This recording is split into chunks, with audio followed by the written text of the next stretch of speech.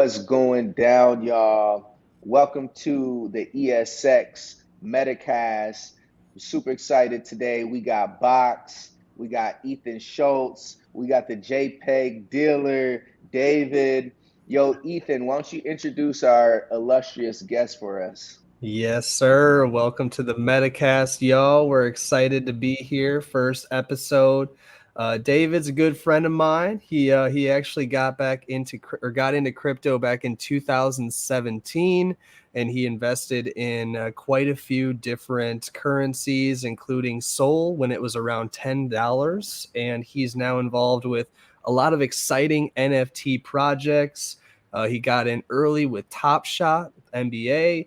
Rumble Kongs, passionate about that, including Fox Farm. He actually also invested in the one and only Enrico's, the collaboration he's in, Flashmint. So very passionate and very excited to have you on, Mr. David. Welcome to the Metacast, brother. Hey, man. Thank you, guys. I appreciate you reaching out and having me on, man. Definitely.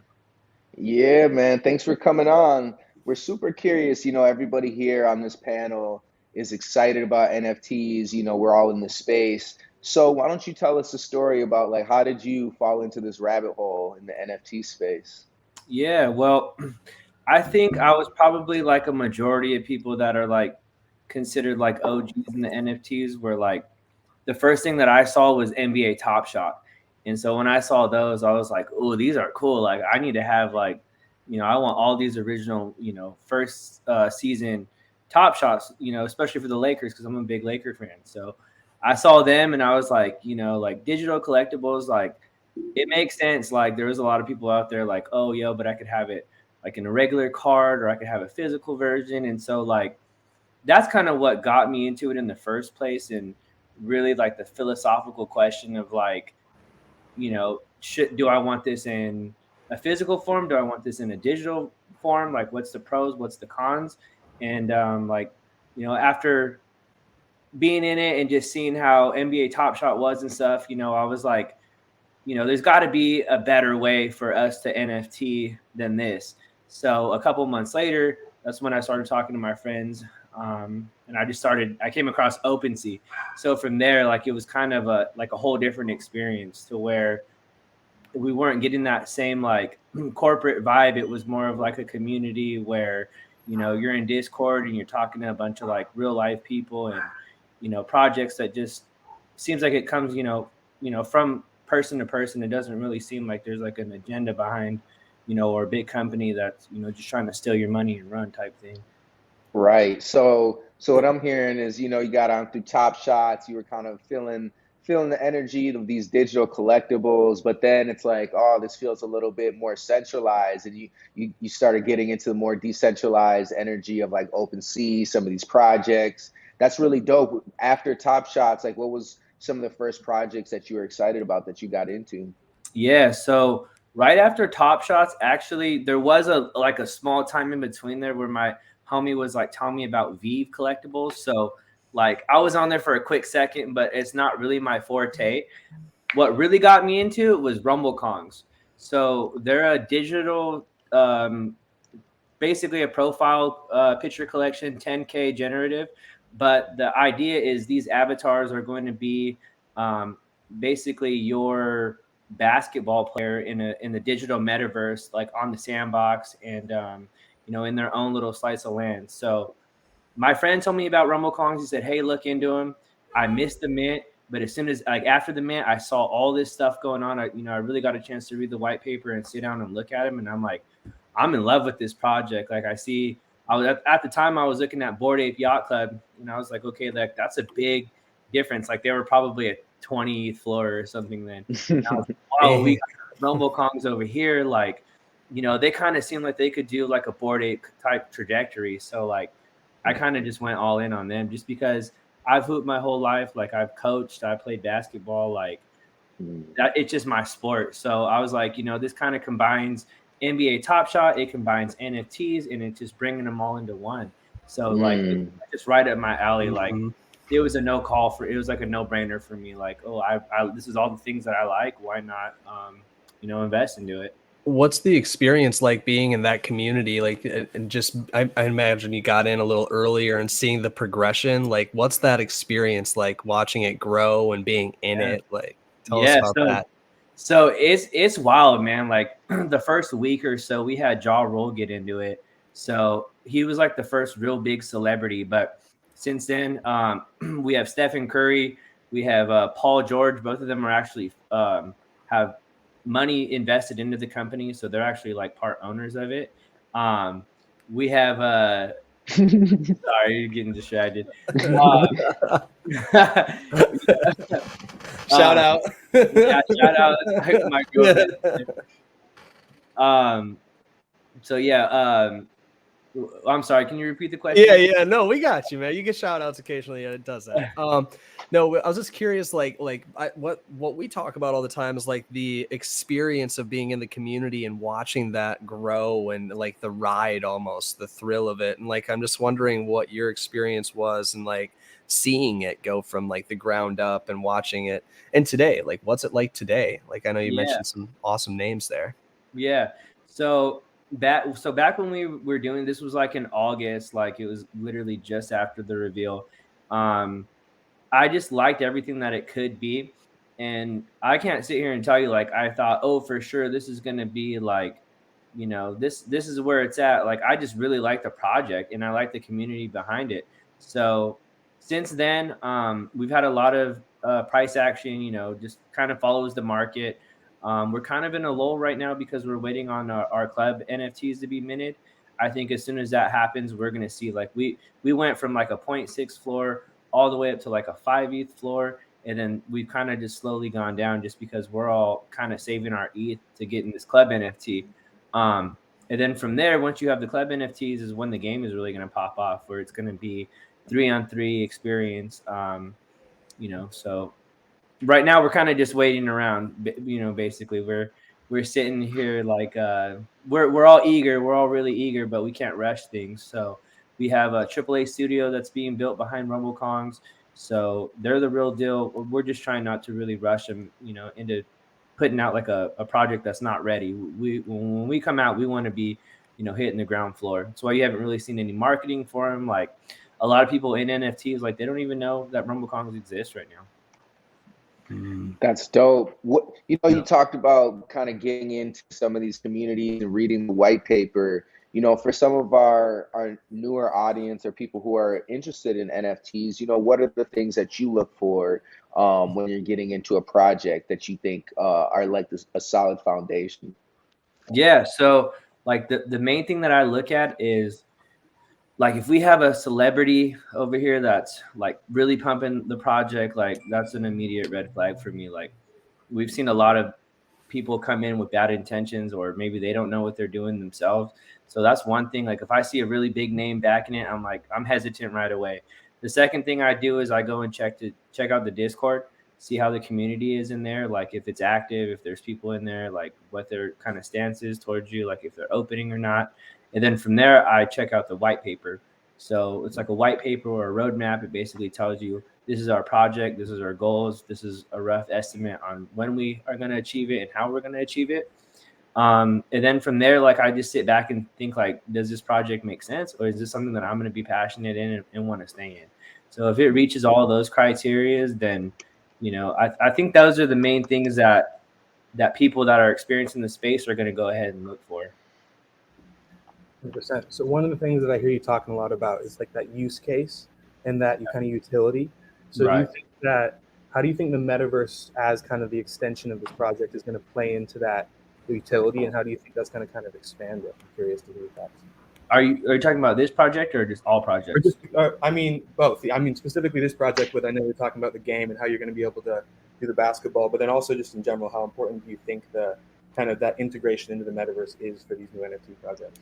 Yeah, well, we're looking at the starting days of Web3. Like when people say metaverse, like the metaverse is still being created right now. There's not really, aside from Decentraland and maybe a few other projects or NFT worlds where you can go on and actually say like, hey, this is the land.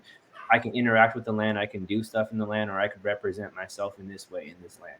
So right now, I kind of look at it as we're all getting these like avatars, these digital assets that are in a kind of represent a physical slice of land, maybe in the metaverse. Um, Basically, I'm trying to find things that I think are going to be the next evolution. So it's a lot of speculation right now. Anything can happen. I see a lot of people comparing it to like the early days of the internet, ICO, stuff like that. I'm just really confident that this is where we're all heading right now. This is kind of the feel for, us younger generation. Like, we can kind of see the next wave that's coming up. Like, if I think, hey, this is cool, and all my friends think, yeah, this is pretty cool, like, there's a good chance that it's going to catch on. And if it doesn't, like, I'm invested in something that I'll take it to zero. Like, I really don't care. I'm not in it for the money. I'm in it for the experience and for like the community, and just like, it's just a cool little platform that we're doing, and we're in the early days of it. So that's one of the sexiest things about it, I think, bro, is like how we are the spear edge. Like, even those people that are in this space right now listening to us speak are cutting edge. Like, that's what's so exciting about it. Like, we literally get to mold and create an entire new world of opportunity. It's just insane. It's insane to think about. It's exciting. Yeah. One of the things, go ahead. One of the things that I think about a lot is how it's almost, Web 2 was this like very flat space, right? You could only engage through a screen, and there's only limited things you can do through a screen. And now that we're in this physical space, and right now, we're live in the metaverse, so it's like just the exponential growth of how much you can engage and how much interactivity you can have within a community in a digital space. I mean, we've just never seen anything like this. And I feel like one of the cool things about these communities is that they're worldwide, and yet they have just as much engagement as if you're texting your friend right next door, or as if you're, just like Venmoing your friend. How do you think that kind of that ease of use inside the community because of crypto and NFTs and this infrastructure, do you think that's the kind of a linchpin and a key element in this recipe? Oh yeah, absolutely. Well, without crypto and without having a way to do these microtransactions among each other, then we kind of are just in Web 2. Like, this is kind of the whole starting and the foundation of Web 3 was the foundation of crypto. So this like proof on the blockchain that we own this asset, or we could send this asset, trade it in between, each other. Like, yeah, 100%. I think it's a key part of it. As far as like the legal side of it and what's going to happen, as far as government regulation and where you're at, I have no idea where that's going. I mean, I don't think a lot of us really can say like this is exactly how it's going to happen, but I'm very optimistic that this is going to be the way of the world, and this is how we're going to do it. So yeah. I'm super curious on where you think the music space is heading in NFTs. I'm sure you've heard of people like Snoop getting involved in galas, now doing gala music. So I'm curious to your thought. You've been in this space pretty early. Where do you think that's all heading? Yeah, absolutely. So actually, being a part of RumbleCons, they got us whitelisted for the Snoop avatars. So if you had a RumbleCon, you automatically were eligible to get the Snoop avatars. So yeah, absolutely. That's going to be another key thing. I think that's going to be the next movement in Web3 away from the profile picture, is going to be more music oriented. Like, imagine if you could own like, a Kanye West, or whoever your favorite artist is, you can own a chunk of their music, or you can support them through that way, instead of, the way that we have it set up in the traditional model. Not only that, but we look at like people that are on SoundCloud and rapping, and like, it's just a really good way to like, you're kind of buying into an artist that is on the ground floor. Like, if you listen to this dude and you're like, yo, like, this is Drake 10 years ago before Drake was Drake, and you bought his NFT, like, imagine if there was a Drake around right now selling NFTs and you happen to buy it, and in 10 years from now, he's over here doing platinum records, and you have a piece of this guy's like original music. Like, from a collector's standpoint, absolutely amazing. From the artist getting started, is absolutely amazing. I'm guaranteed they're going to end up with more profit streamed directly to them than the big record companies are. So there's a lot of stuff. And the crazy thing is, we're so early. There's going to be things that are happening that like you're not really thinking about now. I think it's going to blow everybody's mind. But I think, yeah, music is next up, definitely. And I think that's super exciting. When it comes to where the market is, and you talked about us being in kind of like this lull. How do you see that playing out in the next 6 months to 12 months? I know you don't have a crystal ball, but just from where you stand, where do you see that playing out? Yeah, well, so I think the whole reason for the market lull is there's a lot. We could get into a lot of political reasons. We can get into geographic regions. We can get into inflation reasons. So I think the main reason why we're seeing what we're seeing is a factor of everything. We have, the Fed coming out talking about there's going to be even higher 12-month transitory inflation on the year. So, to expect that. We're also seeing the Fed is going to raise interest rates. They're starting slow. They're going 25 basis points now, but I think they said during the next 7 meetings they're going to continue to raise rates. As they do that, it's going to depend on the prices of commodities, in my opinion. If commodity prices are still going up, then we're probably going to see a lot of shakiness in the market.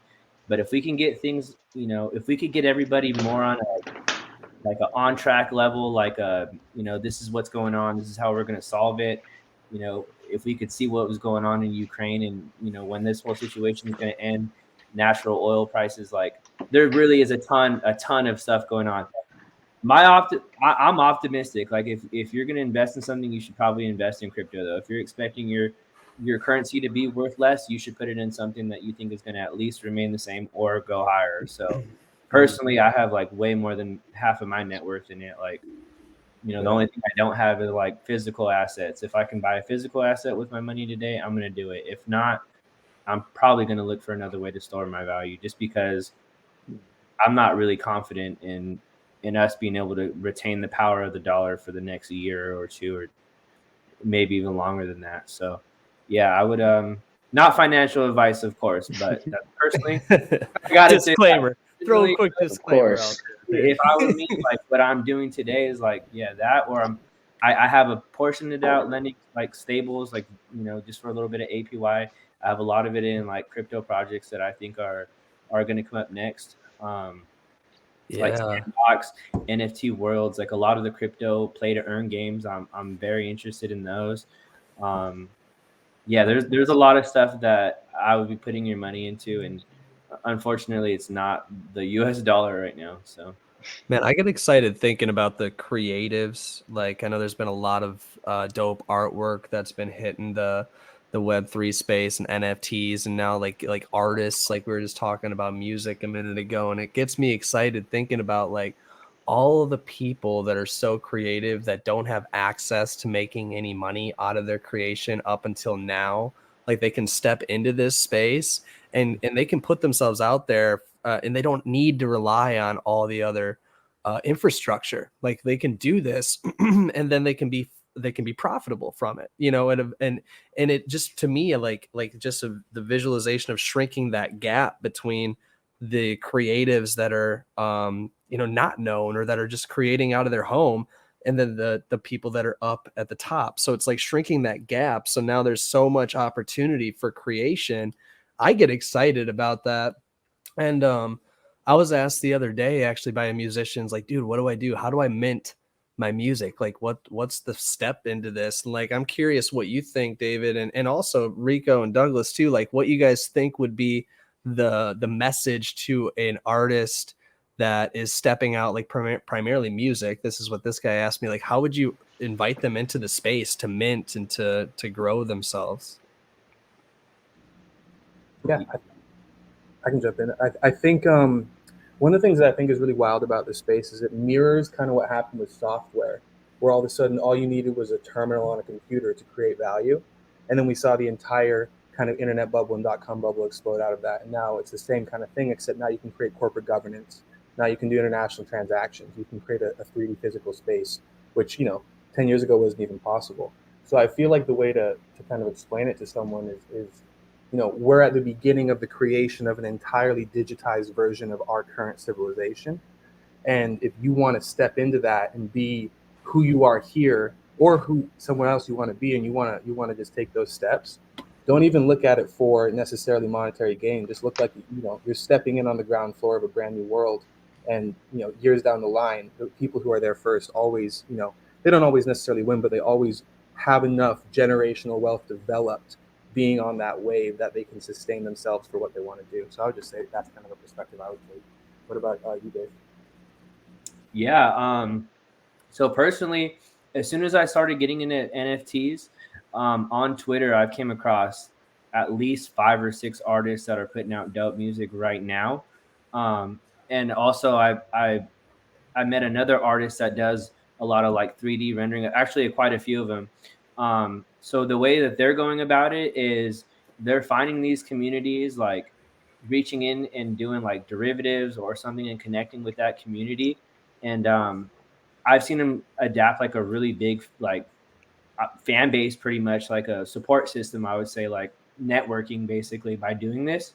So if you have your own thing, I think that you should do your own thing. But in this space, I think that you should be reaching out. Like you should be creating your art, but then you should be telling your story to people, like what your art is about, explaining it, like all that. So absolutely, absolutely. My advice to anybody that wants to get into it is get into it. Like do what you can do, show people what's up, like engage with the community. Like if you have any kind of skills at all, like people are going to come out to you and like have things for you to do for sure. Like there's countless artists. Like I follow dozens of them that like they all do their thing. They're all dope. Like definitely. Yeah, that's the word that keeps popping up is community. Like every time we talk, it's just community, community, community. And like that, I feel like if you get into the hype in a space, like whether it's Rumble Kongs, Top Shots, Flashmans, whatever, or ESX, you get into the hype, then you just start getting juice out of it. You get ideas,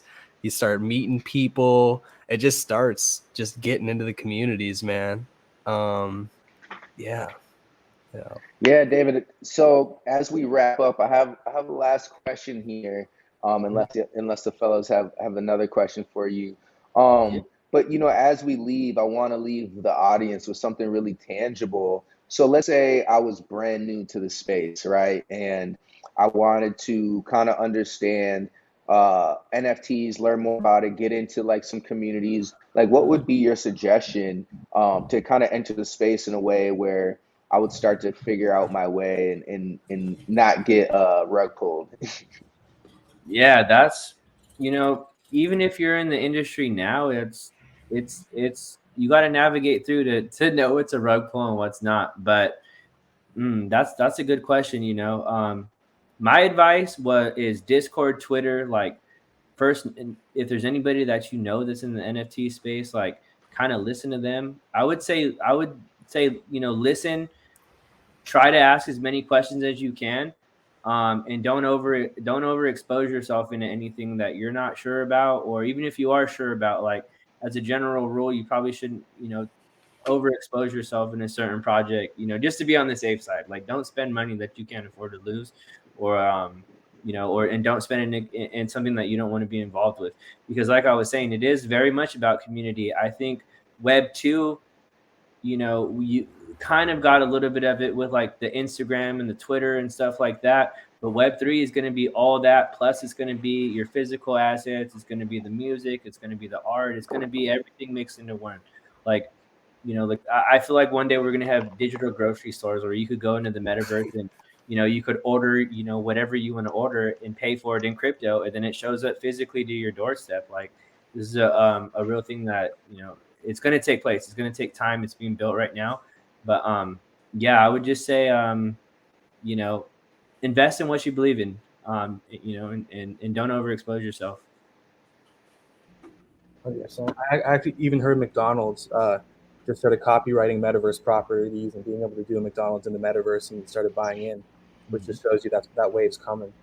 Yeah. So one question I have, which I think is kind of I guess like a optimistic kind of best case scenario question. Looking forward 10 years, what's the thing that gets you the most personally excited about where this is going?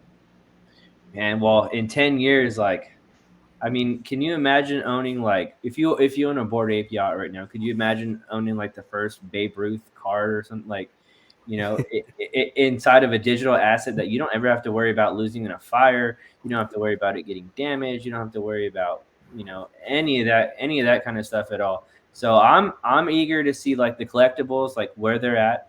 I'm eager to see how we're using crypto in our daily lives to interact with it. And I'm really optimistic to see, like, if this whole Web3 and community thing can keep going and kind of bring us even more together than we already are.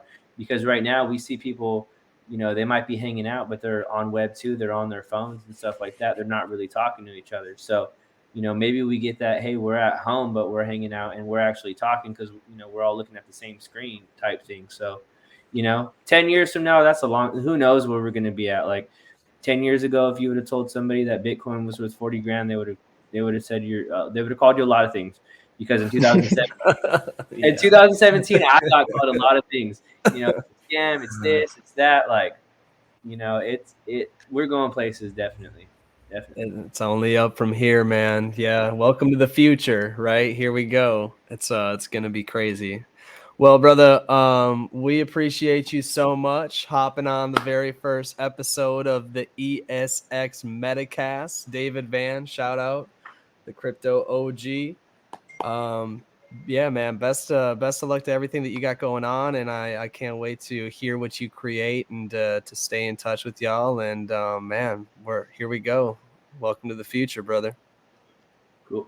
Thank you guys for having me on, man. It was a pleasure. I love it, man. I can't wait to see how far you guys take your podcast too. I know I'm the first guest, but you guys did a really good job. And yeah, I'm looking forward to seeing where you guys are at in 10 years with the whole platform. I know the big things are coming. You guys, you have the talent definitely to do it. So don't stop working. Oh man, thank you, David. We appreciate your support and for coming on. And yeah, we look forward to seeing you in the metaverse, my brother.